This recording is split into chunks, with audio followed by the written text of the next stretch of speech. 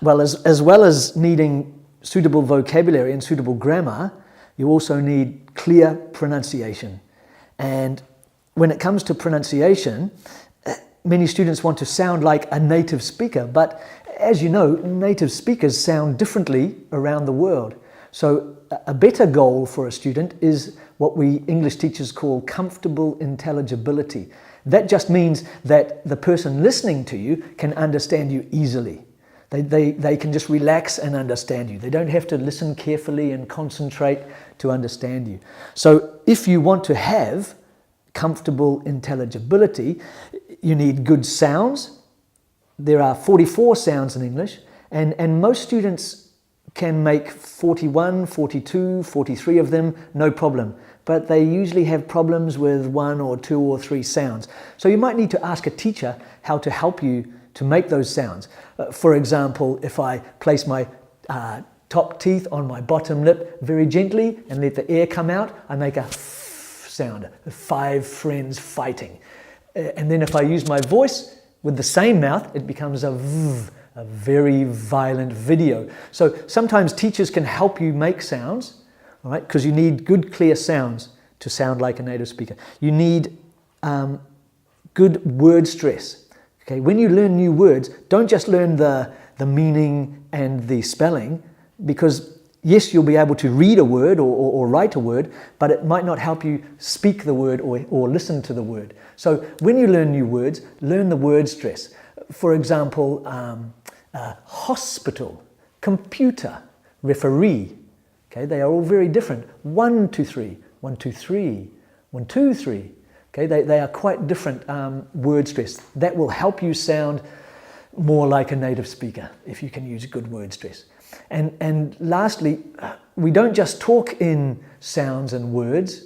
Normally we speak in sentences. And native speakers want to give their information very quickly. So for example, if you have the question, what are you having for dinner tonight? Oh, excuse my writing. So there are no difficult vocabulary here. And the grammar, maybe you know the grammar, be plus ing with future time to talk about the future. So you understand the grammar, you understand the vocabulary, but the pronunciation can make this difficult. A native speaker will usually say, what are you having for dinner tonight? What are you having for dinner tonight? So what happens is some of these words, not the meaning words, what having dinner tonight, there's the meaning, all right? But the grammar is not correct. Hey, what having dinner tonight? The grammar is not a correct grammar sentence. So what native speakers do is they make these words what we call weak forms, weak words. So and you and for. These are very long sounds. They take a long time and they take lots of energy. Ooh, or. So what native speakers do is they make them lazy. Becomes you becomes y, for becomes f. All right? And so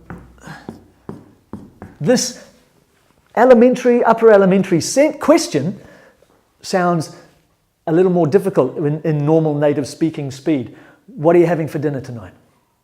All right. So personally, I think students should speak clearly. What are you having for dinner tonight? But they need to know that when they're listening, native speakers will make the grammar words that don't carry meaning, they'll make them what we call weak words. Are you happy? Are you rich? Where are you going? What are you doing? Not are you. All right. So to sound like a native speaker, again, you'll need good grammar, good vocabulary, and you'll need to be able to make good sounds and use word stress. Don't worry too much yet about speaking with the weak forms. Okay. So the last thing I want to say is lots of listening and lots of reading will let you hear and see how native speakers use the suitable grammar, the suitable vocabulary and pronunciation. And that will help you understand how to speak more like a native speaker.